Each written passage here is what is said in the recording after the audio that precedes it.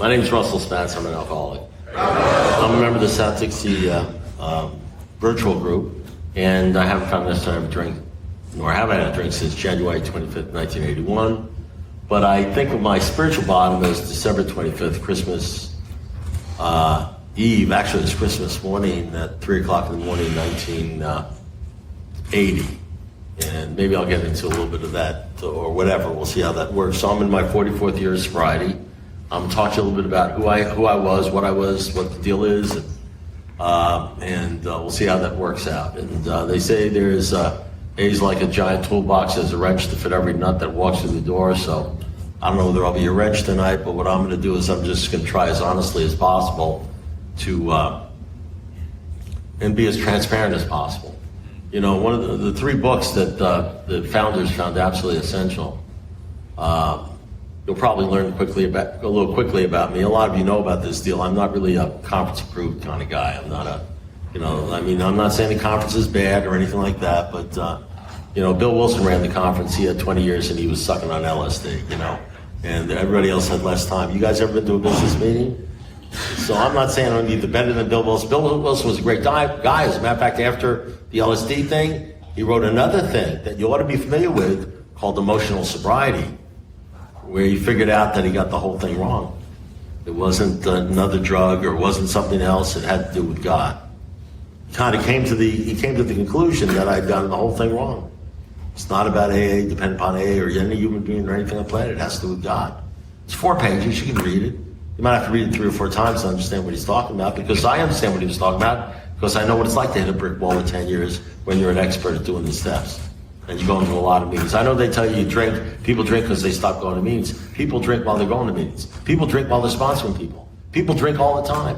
In this group of people, statistically, there's probably 10 or 15 or 20 or 30 or 40 people that are going to drink in the next year to 5 years, and they don't even know it. They think it's not going to be them, and it's going to be them. So I've just been there, when a man with experience meets a man with money, the man with experience walks away with the money, and the man with the money walks away with the experience. So I've been in the trenches. I've seen the deal. So I'm just going to tell you a little bit about what I know. I think one of the great things in the 3 books they found absolutely essential, according to the founders, was 1 Corinthians 13, Sermon on the Mount, and the book of James. And the Sermon on the Mount is Matthew 5, 6, and 7. And at the very end of the Sermon on the Mount, the only sermon Jesus did, he says at the end of the Sermon on the Mount, this is the last line they say, and the people were amazed because he spoke with authority, not as the scribes. He didn't just read the material, he spoke. There was something about him that it was genuine. And that's what I'm looking for. I'm looking for the real deal. I'm looking for the genuine article, somebody who's not feeding me bullshit that makes sense. I'm just looking at the person's eyes, I'm looking at the way he carries himself and what's going on and that kind of stuff. So I'm going to try to give you what I found. And what the big book says, by the way, it says each alcoholic, this is what we're supposed to do in AA. Well, there's a lot of things, but there's just one thing that they say we're supposed to do. Each alcoholic, using his own language and from his own point of view, talks about how he developed his relationship with God. Now, I understand there's a bunch of people floating around the room that have like 10 years and, they don't like the idea of God, and God makes them feel bad, and they think they're killing people if they talk about God, so they want to try to sort of homogenize this and pasteurize this so we have like a God-clean group so nobody gets infected and nobody talks about the Bible and the Catholic Church. I understand we have those people around. I call them not sober. I only say that just in case they're here to piss them off, because I like pissing off people, You'd be surprised how hard it is to get people to like you, and I spent a whole life trying to get people to like me, but how easy it is to piss a whole group of people off if you don't give a shit. You understand what I'm saying? It's unbelievable. You can have a lot of fun in AA if you don't worry so much about what they think about you when you walk out the door. Because after all, you guys ain't playing my visa bill. I'm not employed by you. You're some great alcoholics, and I just want to help you out and give you my point of view, and that's what I'm going to do. And, it says somewhere in the big book, it says one of the greatest promises of the world, I think it's the greatest promise, is you'll lose fear of people and economic. You'll lose fear of people. That means their judgment and economic insecurity. One time my house was being foreclosed on during that time when they had all the mortgage crisis and everything, and everybody's house was being foreclosed on. And you know what I was worried about? I wasn't so much worried about that I was being on the street. I was worried about what people would think. if they knew that I was having financial problems? What people would think about me if they saw the car I was driving? What people would think about me if they knew I was getting a divorce? My whole life is, what do you think about me? You know, what do you think about me? I wonder what they're going to think about me.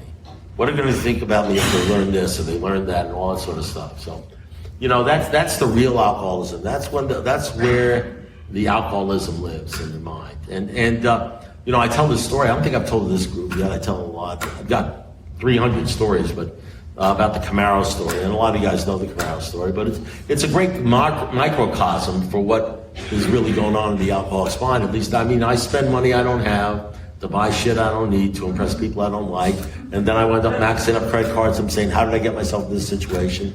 It's because I'm not enough. I've never been enough. I'm a nothing. I'm always going to be a nothing. It doesn't matter. I have a law degree, PhD, whatever the hell it is. You know, it doesn't matter, you know, where I work or anything. I'm a nothing. I'm always going to be a nothing. I'm not good enough. Okay, I got to prove something to you. I've got to be accepted. You've got to like me, you know. I'm always going to be enough, nothing. I used to pour something in my mouth. It made me feel like an almost. When you're nothing, almost is top of the world. That's what booze did for me. It made me feel like it was almost. And so that's why I drank it. So one day when I was about 18 years old, and you see, I don't need alcohol to feel this way or have this. This is the alcoholism, because the drinking, but it's really a symptom. It's just a symptom of somebody who has a disease that centers in their mind, not their body. And one day I inherited a bunch of money, and I wouldn't have said this at the time, but it's true. I can look back and see things. I worshipped sex, women, rock and roll, money, you know, stature, you know, all that sort of stuff. That's what I worshiped. That's the only thing I thought about. That's the only thing I talked about.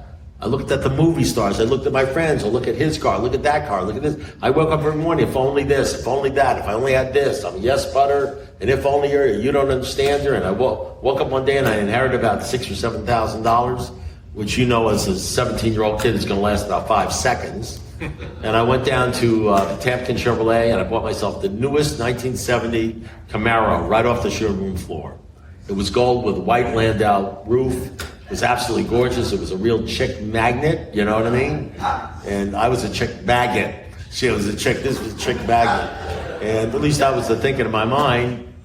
Yeah, you guys are laughing, you don't know what it's like. But anyway, so I plunked down the money. I spent all the money.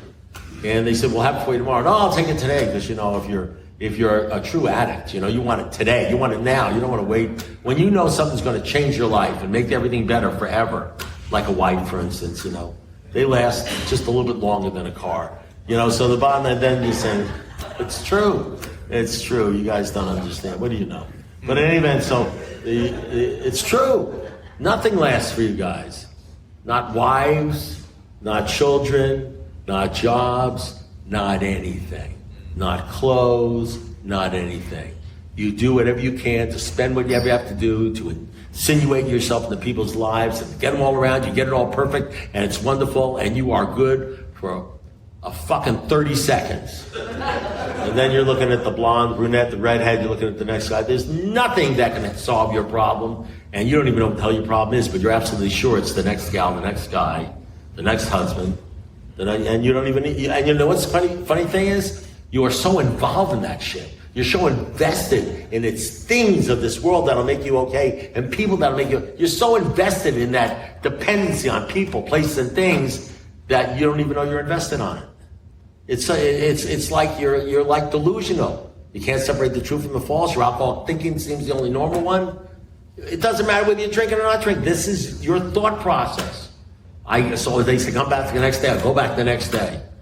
I get the Camaro, it's beautiful, new car smell, looks gorgeous, you know. I got a picture of it, actually. I have a picture of it on my phone. I sometimes wish they had like a big screen I could throw it up and say, because I had a gal, and I said, we were driving down the Keys, and I said to the Salty Dog Motel, and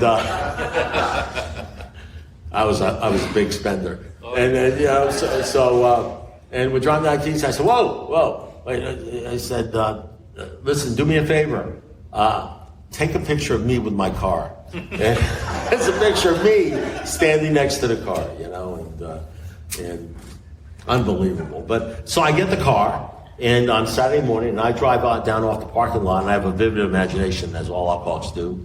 And I'm sort of imagining that I'm driving down Alton Road. There's nobody. It's Saturday morning at like 9 o'clock. Nobody's there. And I'm thinking like every woman in China is looking at me. You know, like I'm about to be discovered. You know, I got, you know, at that time I was about 150 pounds less. And, you know, I was buff, and, you know, I had a cigarette hanging from my mouth and sunglasses and the whole bit. And I'm driving down Collins Avenue and everything. I'm thinking, you know, they're going to spot me. You know, the gal's going to spot me or something.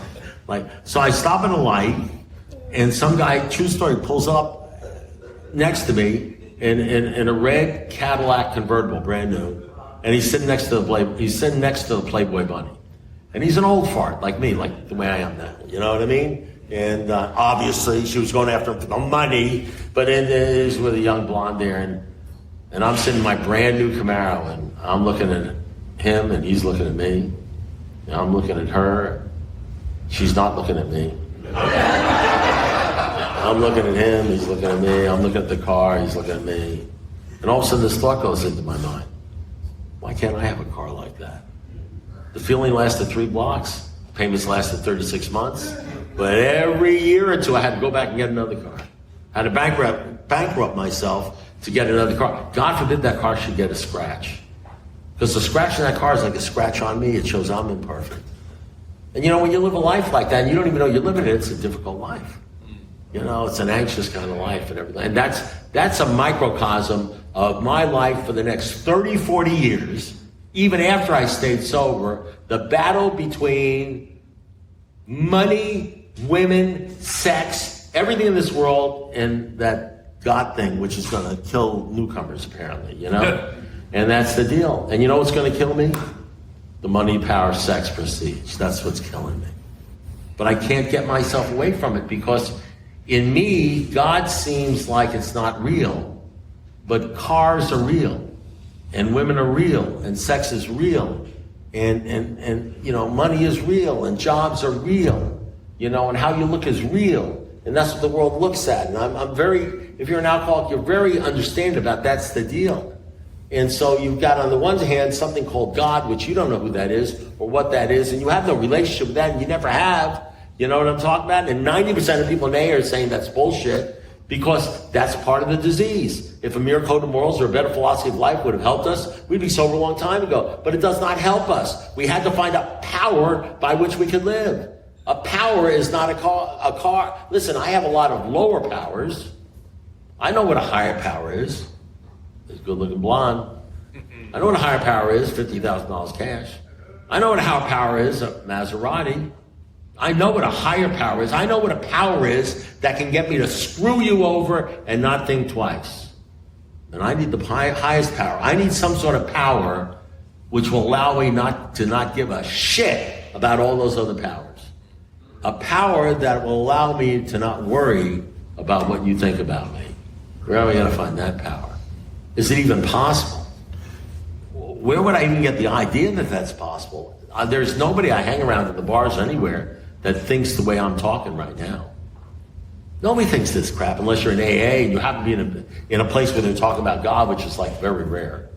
You know what I mean? And so, and that's the deal I need. That's a microcosm of my life. What the problem is, the big book says God is everything or he's nothing. You can't love God and cash and mammon. You know, there's no middle of the road solution. Half measures of value, nothing. The big book says in 6 and 7, it says, we don't want to deprecate material achievements, but nobody's been more of an idiot when it comes to basing their lives on money, power, and prestige than we do.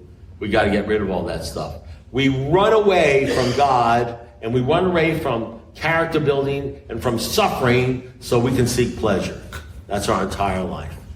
You know, and that's the way I judge myself. I wake up in the morning and I say, how much money do I have? I don't know if I only had $100,000. I wake up in the morning and I say, what's my weight? If my weight was on. I wake up in the morning and I say, you know, what kind of job do I have? I wake up in the morning, what kind of friends do I have? You know, I wake up in the morning and I measure myself by the things I have and all that sort of stuff, and I find myself always less than and wanting. Always less than and wanting. That's what it's like to be an alcoholic. and you don't even know that there's something wrong with you because you always thought that way ever since you were a sperm. You know what I mean? I mean, really, from day one, you've never thought otherwise, and to come into a room and hear somebody like me talk about this stuff, well, maybe at this point in your life, you sort of think about it and say, gee, it kind of makes sense. It's kind of crazy, but it makes sense. But maybe you never even hear this stuff. Maybe even in AA you don't hear this stuff. I don't know. So in any event, when I first came into Alcoholics Anonymous, that's the battle. You know, I was crushed. I was crushed. You know, on December 25th, 1980, got down on my knees, thought my life was over, it was never going to get better again. I'd lost, I don't know whether I've lost everything, but I lost everything I counted, including my self-esteem and self-respect. I lost everything, and I knew my life was over, and I was 31 years old.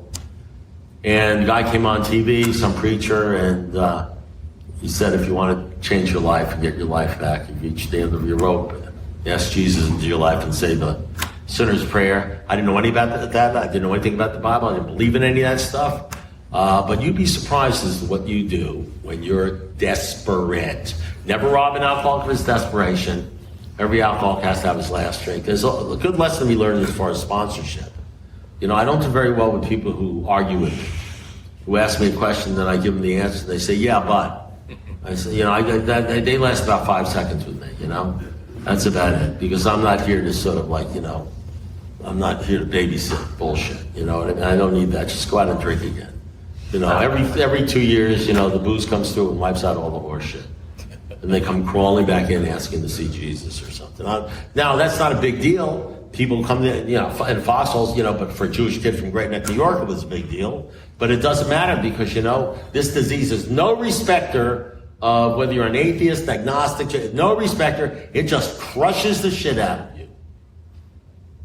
But unfortunately, just because it crushes the shit out of you and you become entirely ready, maybe entirely ready to give up alcohol, the bottom line is there's a possibility that alcohol may only be the symptom and the real disease may be unbelievably horrible and a real terrible disease that's even less obvious to you than the drinking, which took 15 years to figure out what was going on. You may have so much shit wrong with you that, as a matter of fact, you may have stuff wrong with you that you think is the good part of you, that you don't want to give up. Can you imagine that? And the problem is if you're not drinking, the only way you're going to give that up is just a little more crushing.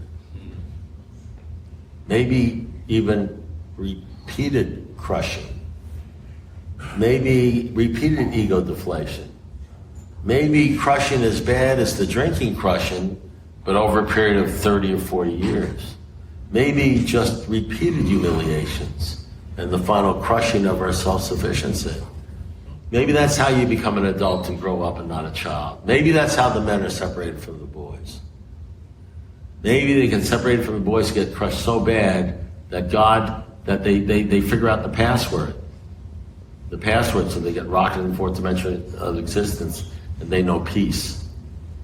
And maybe they figure out the great fact and what that is. And the great fact is God's got to be the central fact in your life, not the woman, not the sex, not the money, not everybody else in the crowd or what they think about you. The God's been the central fact of your life, and you must be actually convinced that He lives in your heart and mind in a way which is miraculous. Maybe that's what's got to happen.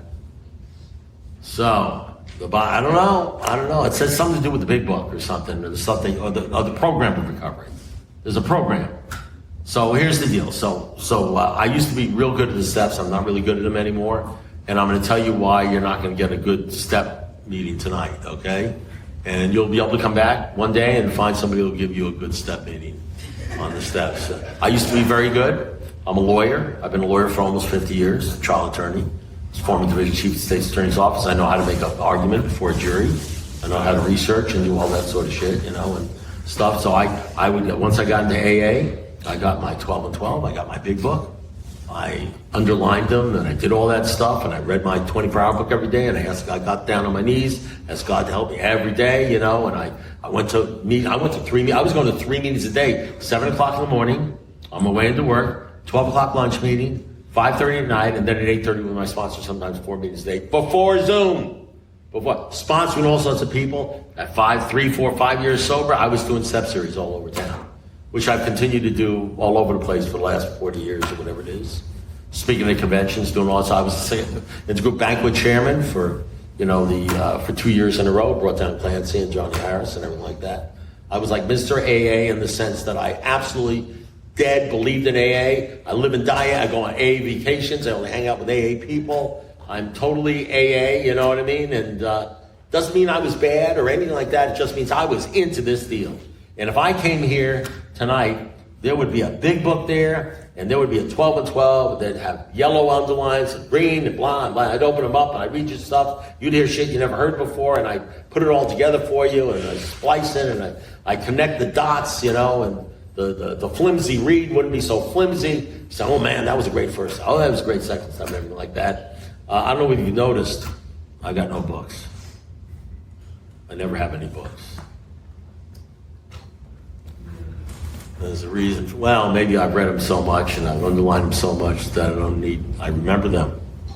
I remember what the big book says when it says selfishness, self-centeredness, that's the root of our trouble. Driven by 100 forms of fear, self-delusion, and self-delusion. In fear, we step on the toes of others, they retaliate seemingly without provocation. But we've learned that we've made decisions in the past that hurt other people based upon self. So an alcoholic is self-over riot, though he usually doesn't think so. I asked my sponsor, what does that mean? He says, it means you don't give a shit about anybody except yourself. I said, whoa, I need a good sponsor. You know what's a good sponsor? A good sponsor knows when to hug you and knows when to kick you in the ass. Oh, I don't want a sponsor that makes me feel guilty or makes me feel bad. A sponsor should never make you feel bad. Really? Don't ask me. I can tell you I'd be the wrong sponsor for you. My sponsors, the greatest things they did to me is they explained to me life and who I was by telling me I was full of shit. They told me so many things that hurt my feelings, but I wasn't a yes butter, and I wasn't an if onlyer, and I wasn't you don't understand her. I listened to them, and I could tell you all sorts of things my sponsor did to me that were cruel and unusual punishments. They skipped a course on love and tolerance is my code. So let me tell you a story. So I have a good friend named Al. Al Grossman, who died. Who died last night. He's been my friend for many years. Wonderful, wonderful guy.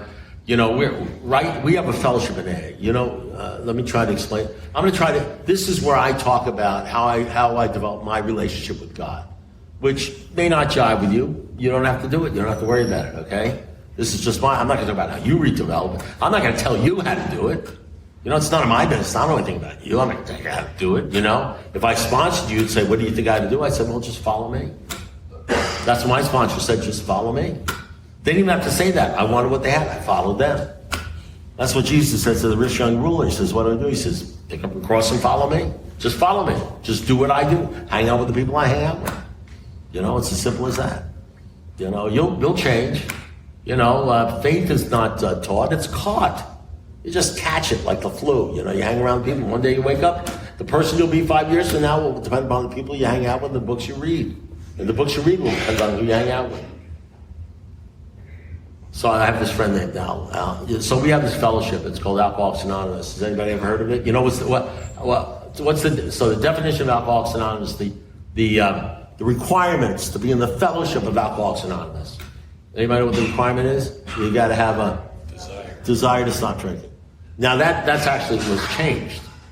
Did you know that was changed? When it started, the fellowship, the definition was you had to have an honest desire. Because I know you find this hard to believe, you had a lot of people that came in AA and they were full of shit. No, they really weren't ready. They didn't have a desire to stop. They didn't want what we have when we go. They wanted to get out of a jam or something like that, so they made an honest desire. That's why in the back of the big book it says, is everybody, no one is too, I'll ask this question, I've probably done with this group before, is everybody welcome to AA? Oh yeah, everybody's welcome. No, that's not true. Why, no one is so discredited to not be cordially welcome into Alcoholics Anonymous if they mean business. Well, how do you know whether somebody means business? Well, you can find out pretty fast. So this is a one-room schoolhouse. We got guys with 25 years. We got guys with 50 years. We got guys with 50 days. We got guys with 2 hours. It's all over. We all made the same deal. And somehow whatever I say is supposed to apply to everybody. You know what I mean? And and if you have 200 people in here, people are hearing 200 different things. 200 different things based upon their experience and everything like that. And you want to know something? If I give an hour talk, if you walk away, you'll remember one thing. You say, man, you heard that one thing. It's the one thing you need to hear. And it probably won't even be close to what I was actually saying. Because I've seen that before. You say, well, the night you said that. I said, I didn't say that. He says, well, that's what I heard. You know what I mean? And the bottom line, that's the way this thing works. And so rather than me trying to, oh man, how can I if I can only get them to understand the third step. How can I get them to understand the first step? I mean, God forbid, if I talk and they all go out and drink, then I guess it's my fault. But you know what the book says? It says, the 12 steps says we try to carry the message. I thought it meant we were supposed to carry the message. Where am I going to get the power to carry the message? I have no power. There's only one who has all power, and that one is God. May you find him now. It isn't God has like 90% of power, Russell has 10% of power. I got no power to carry the message. The only power I have with God's help is to be transparent. I'll tell you, I found my relationship with God. You can hear it or not hear it, or maybe you won't even hear it until 10 years from now. You say, oh man, I remember that Russell said that. So Al passed away last night. In AA, so if you're in AA, you only have to have a desire to stop. You're like a fleeting thought. Well, it's a good idea. I'm on probation. My attorney said, whatever. I don't care what it is. So we have a certain cohesion in AA, and what keeps us together, the cohesion. We may not agree on anything else. And you got a lot of, the chief characteristic is defiance, And you got people here that believe in Jesus. You got people here Hindus. You got people this one, that. The people that are stone atheists. You got people say, I didn't come here to hear this shit. You know what I mean? And that's none of his business. You know what I mean? You got all that crap going on, okay, in here. But we agree on one thing. That we're all trying, supposedly, to not drink one day at a time. And that's powerful. That's powerful. Just not drinking one day at a time. And they got a whole book. And you read the book and you think what it has to do with the jaywalker and not drinking one day at a time. And it's all about not drinking. And no matter what you say to someone, I haven't had a drink in 10 years. He said, well, you ought to try this. I'm not even thinking about drinking. And then a week later, you're drinking, I mean, you just, and everybody's doing it their own way. But here's the key. The fellowship, the only thing they give a shit about is that you don't drink. You could be raping muskrats, it don't matter. We don't want to get into your sexual proclivities, you know what I mean? So you're safe with the chicken shit, that'll the chickens you have. But the bottom line is, we don't want to get into that stuff, we just say, you don't drink, that's okay. You pick up a medallion. I killed 15 nuns and a turkey yesterday, but I haven't had a drink, it's okay. Fine, I cheated on my taxes, I'm divorcing my wife and leaving my kids for the 6th time, that's okay, it doesn't matter. I think about committing suicide and tell you, it's okay, you're going to be okay. Just sponsor some more people. Our experience shows that intensive work with alcoholics will save the day. You just go down to the hospital and talk to them, which is true. It does. It works. You'd be surprised how many people, just by getting into service and going to meetings, stay sober for 22 years and then drink. See, the difference between the way you see things and the way I see things is when I had 2, 3, 4, 5, 6, 7, 8, 9, 10, 11, 12 years, everybody was sober.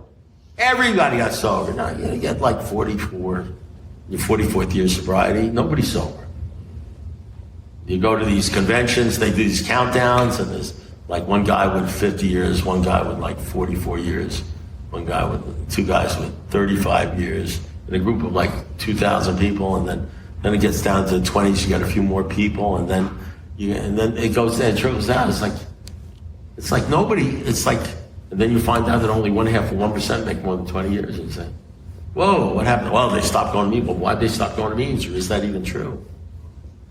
And then you start, if you happen to get into where I was getting into, you start getting into the real disease, and what the real problem is, and what the real solution is. You start reading things like from, Sandy Beach, where he says, every time there's an alcoholic with a problem, it has to do with separation from God, and the solution is always connection to God.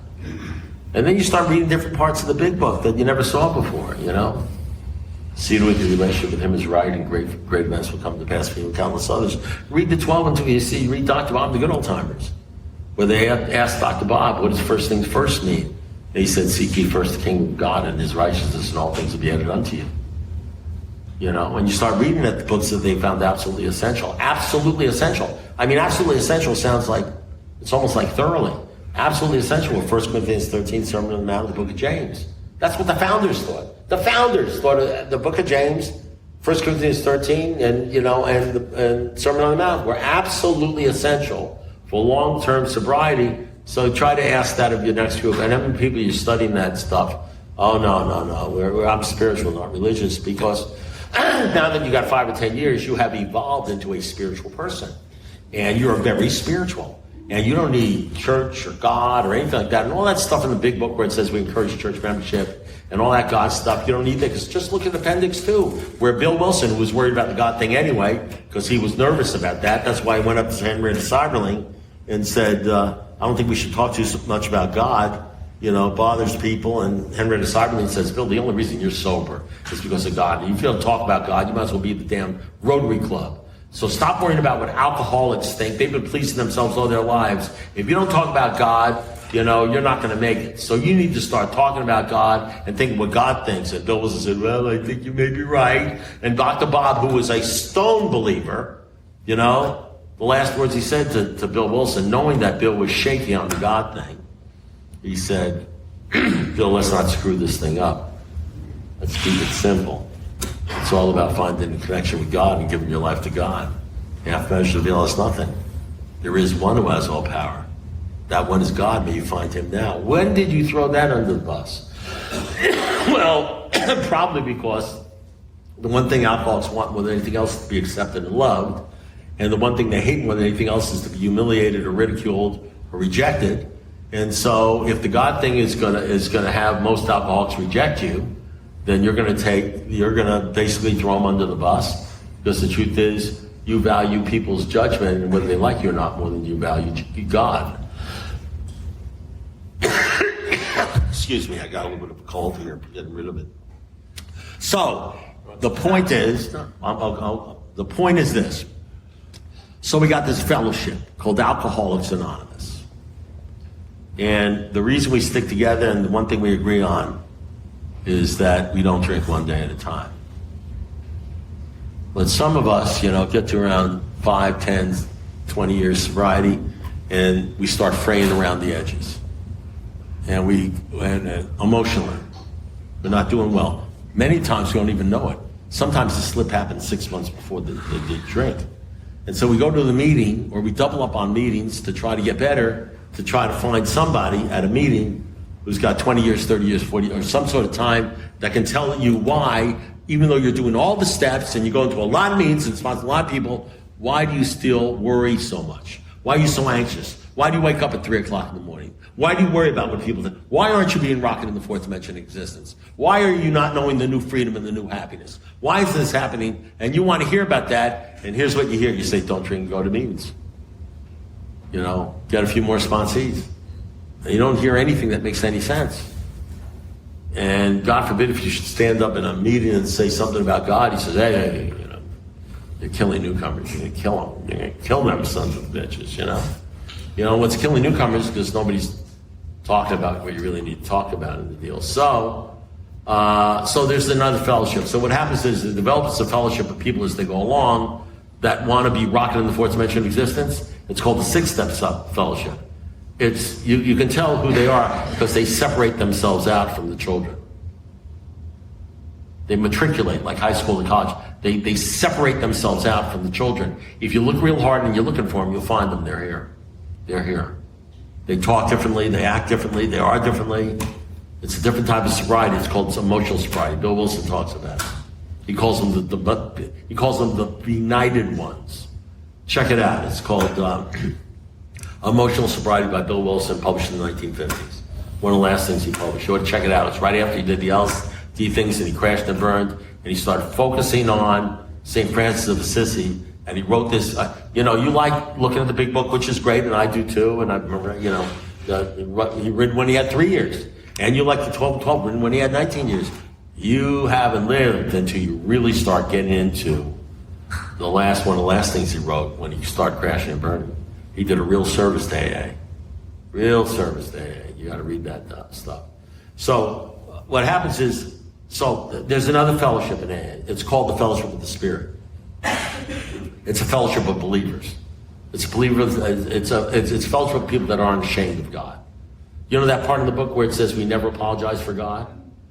We never apologize for God. We're bold in God. We don't worry about people that don't talk about God. We never apologize for God. All men of faith have courage because they have courage to talk about God. That's why Bill Wilson said, the Lord has been so wonderful to me, curing me of this terrible disease. God, keep talking about it and telling other people because they know the reason they're sober is because of God, not because of you.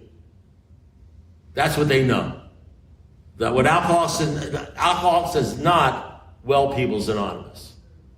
If you haven't figured that out, you need to go to a few more business meetings. So, you know what happens? There's another fellowship. It's called the Fellowship of the Spirit. They talk about it in the book on the last page. They say you'll meet some of us. It says, you know what it says in the last page? He says, well, we won't meet you. We need to meet you guys. You guys. He says, well, we can't determine that. God will determine that. Your real reliance must be on him. He's going to show you how to create the fellowship you crave. You don't even know you crave fellowship. You crave spiritual life. It's the food you have to have. You don't even realize it. You just think you got to get laid. You know? Which leads to all sorts of problems when you think that's what's going to make you a man or a woman or something like that. And the bottom line, and you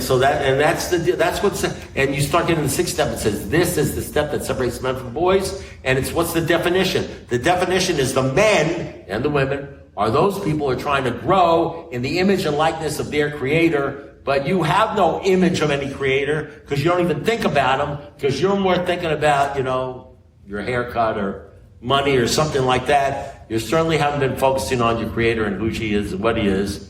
And if you actually think about him, he sort of looks like you because he forgives you for everything. He'd never hurt your feelings. But the truth is we're undisciplined and God disciplines us. And the way he disciplines us is he takes away all the money and he takes away the girl and he takes away the guy and he takes away your self-esteem and he humiliates you and he crushes you. But he's always there if you want to turn to him. That's the deal. That's what he does. The God of your understanding would never hurt you. The God of my understanding, let me tell you, he's going to spank the shit out of you. You can laugh about that. There ain't going to be no laughing coming on in the next 10 or 15 years. You'll see. You'll remember this conversation, You're dealing with some sort of, you think God's like your best friend, He is your best friend. But you know what your best friend is going to tell you? You're full of shit. You know what your sponsor's going to tell you? He says, you may be a big shot down there, but let me tell you something. So you get involved in the fellowship of the Spirit, this fellowship of believers. So, this guy, Al, who just died, was a believer. We were believers. That's who I hang out with. I hang out with believers. I'm a believer. I hang out with believers. And the reason I hang out with believers is because when I was 10 years sober, I hit a brick wall. And I was trying to figure out what's going on. Maybe I was only sponsoring 10 people, sponsored 20, whatever they have to do, and nothing was working. I wasn't drinking though, but nothing was working. And some guy ran into, I call them the Eskimos or the miners. He said, you need to start studying the Bible. You need to notch this thing up. You need to get to a different level, Russell. You need to get out of the spiritual kindergarten. AA is not a coffin that you close the lid over. Let me tell you, it's a launching pad. And I said, no, you don't understand. I'm spiritual, not religious. I'm all, whatever the hell I said. Because I hadn't read Dr. Bob in Good Old Times. I didn't know the whole thing was based on that stuff. But you know what? In the 2 weeks, I wound out in a Thursday morning men's Bible study. Because when you're desperate, you'd be surprised what you do. And I fell in love with it. And I fell in love with the men. And there were like 40 men in there. They were all 20 years older than me, dealing with the same exact stuff that we deal with every day in Alcoholics Anonymous. No, except dealing with the real stuff that was going on in my brain. The lust, the greed, the avarice, the pride, the anger, the envy, all the crap, the things of this world, all the stuff I was always thinking about and worried about that wasn't really talked too much about in AA. And you know what they said the solution was? It wasn't not drinking. But that's okay. There's nothing wrong with that. I wasn't drinking. I wasn't drinking for 10 years. They said the solution was a better relationship with God and knowing who God was. And so I got to not only go to my 3 or 4 AA meetings all the time, but I started going to 2 or 3 or 4 Bible studies, studying the Bible, the source material, and learning how to deal with this other stuff. and while I'm being crushed and sculpted, get rid of all this other stuff. Because they were not ashamed to talk about God. Because I guess they hadn't read the book where it says, we never apologize for God, ever. It says it twice. All men of faith have courage. Men that don't have faith are cowards. All men of faith have courage. They trust their God. Instead, they let him demonstrate in their lives what he could do for them. And so I was going to a lot of AA. I didn't ditch AA to go to church. I didn't ditch church to go to AA. A lot of AA. You know what I mean? And a lot of Bible and a lot of stuff like that. And so I became, I was in the fellowship of the believers. The fellowship of the, that's it, the fellowship of the believers. You'll certainly meet some of us as you trudge the road to happy destiny. The only thing is nobody's asking, what is your destiny? Because nobody knows what their destiny is, but I knew where my destiny was. And so did Al, because he was a believer too. He was not only in AA, he was in the fellowship of the believers. That fellowship of the Spirit with a capital S. And his whole life was about the Lord and about God. And so we were not only bound together by not the drinking, not the smoking, not the this, and not the talking about people and behind people's backs, not the gossipy people, not to doing a lot of other stuff that you don't do because that has to do with really being sober. We're into loving the Lord. You know what I mean? And so not looking at this world. And so we had not only and you want to know what I found out? There are gazillions of people in supermarkets all over the world that aren't even alcoholics, and they're in that fellowship too. So the fellowship is not only in AA, it's all over the world. It's a larger fellowship. And I'm trudging the road to happy, so here's what happens. So here's the deal. So let me tell you about that fellowship. Tell you something about that fellowship. So he died around, when did he die? 7:50? 7:50 p.m. yesterday. 7:50 p.m. yesterday. So I spoke to Al I spoke to him for about an hour starting at 4. Every time I tried to call him, we had made a deal he was going to do a celebration of life. And I want to do a celebration of life, he had cancer, he says, celebration of life. And he was doing well up to last month. And he said, and I said to him, is it going to be catered? Is it going to be food? Because, I'm interested in shit like that, because I'm 50 miles south. I love him, but to drive 50 miles, there ought to be like a bagel or something, you know what I mean? So, he had it for me, and he said, yeah, we're going to have good, all that stuff. And so, but when I spoke to him yesterday, every time I tried to call him, somebody called up, a sponsor would call me up. And finally around 4 o'clock, I called him up and I how you doing and everything. And I could tell he was dying. I didn't know he was going to die that night, but I could tell he was having the best time of his life. He couldn't wait to be with the Lord. He couldn't wait to be with God. He couldn't wait. It's like he said, it's like he accepted it. He was finished. His work was accomplished. He was done. He said, take this job and shove it. I'm done with this world. I'm moving on, Russ. And he says, I'm excited. I can't wait to see the Lord. Now he's an A and I'm an A, and this is the conversation we're having. Of course, I said to him, well, that's easy for you to say. I can tell right now I'm going to get screwed out of that meal. This is the way you are. You've always been a selfish son of a bitch. You've never gotten better, You're thinking you're going to be with the Lord. I get screwed out of the meal, And what about me? You know what I mean? That's what I'm thinking, because I've been this guy, I've been around a long time. I can tell when somebody's really being selfish and only thinking about themselves. So then, well, it's true. That's what I told him. He started chuckling and everything like that. But he was great. And then around 2 hours later, Sheldon called me up and he said, Al's gone. He's passed. He's with the Lord. And I said, well, that's good. That's good, because he was excited about that. And I'm glad he was able to get that deal and make that transition. I know he's doing great now. So now I got all these people calling me up and saying, how you doing? How do you? I said, I'm doing great. So what do you mean? Well, Al's great. He had the best day of his life, he's doing great. That's the difference between the fellowship of Alcoholics Anonymous and the fellowship of believers. So I guess it's what fellowship you want. So here's the deal. So I got like 5 minutes. So here's the deal. This thing happened many years ago for me. When I was 3 months sober, I saw this thing. But I didn't understand what it was. I didn't understand what it was. I used to say to myself, even as I'm in the bar, trying to, get in some gal's pants, I wanted what she had, I was willing to go to anything to get it. I used to say to myself, when I would be thinking about the people that would leave the bar, who had wives and had kids and would go to church, I remember saying to myself, I wish I could do that. I wish I could believe like they believe. I wish I could be a guy that has a wife and kids, not roaming around, not doing this stuff. I wish I could believe in God. But I can't do that. It's like I can't stop drinking. I can't envision life without drinking. Because if you believe in God, I don't think you can drink. I don't think you can get screwed. You can't live the life.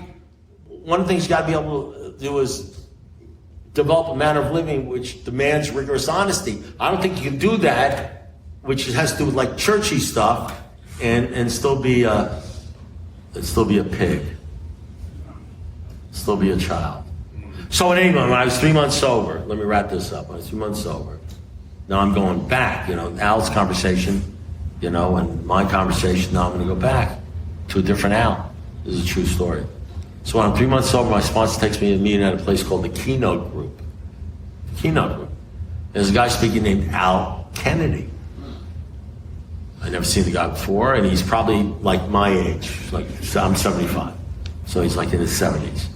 I see him, and he's up there on the podium, and he tells his story, what it was like, what's happened, what it's like now, and it's a great story. And he's, I can look at him and say, man, this guy's like a man's man. I mean, he's like comfortable in his own. It's like you could have been sitting next to him in a restaurant, or you could be sitting next to him in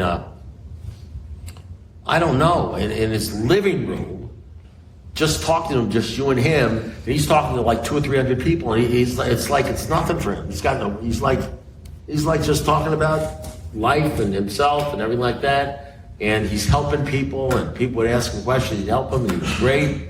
And after he was done, he was so attractive. It's a program of attraction, not emotion. Not what is promotion? Attraction, not promotion. Or whatever the fuck it is, you know what I mean? I'm 75, I've gotten senile, give me a fucking break, You were doing so well. I know. You were doing so well. Well, fuck it, okay? So the deal is, that way they know they're not in church, And so the bottom line is that I'm not looking at. So here's the deal. So he finishes his deal and he leaves. And I say to my sponsor, I say, wow. That guy, I like that guy, and so I wanted to hang out with him. So I said, what group does he belong to? And my sponsor, and there's a whole long story about my sponsors and how they were and how they treated me. I'm not going to go into it if we don't have time. But my sponsor, instead of answering the question, where does he hang out? Liz says to me, well, he's dying. You understand what he's saying?